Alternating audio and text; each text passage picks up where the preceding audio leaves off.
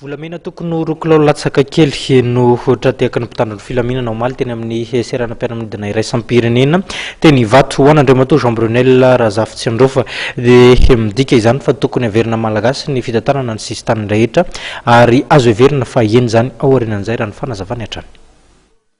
Volamena milanja 2 kilao 500 grama no tratehaky ny mpitandro filaminana omaly raha nokasaina ondrana ny ivelany. Efa tafiditra tao anaty fiaramanidina no tratry mpitandro filaminana ireo entana izay nitondra an-tsokosoko ireto volamena ireto. Ho an'andriamatoa Jean Brunelle Razafitsiandraofa dia midika tsy fahombiaza mikirakira ny sisy tany ny zava-nitranga iny satria dia tsy hita tao anatin'ny entana izay nandalo ny polisy miaro ny sisy tany ny entan'ireto mpandeha tratehaky ireto.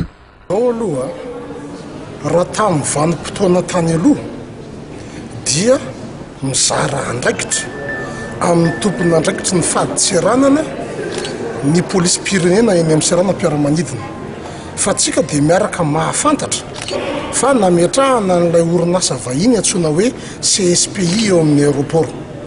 Izy no nitazona ireo vavahady rehetra sy ny fitaovana fitiliana eo amin'ny aéroport.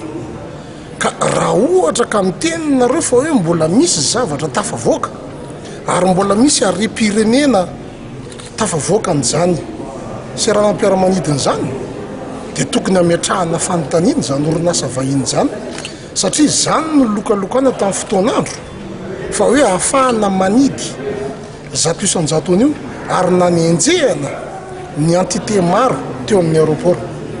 Ka raha miresaka an'izay tsika dia tokony ametrahana fanontaniana hoe atraiza ny tena hoe avy tany an'ilay andraikitra ary atraiza ihany koa ny fahitsiny ao anatin'ny fanatanterahana an'ilay andraikitra.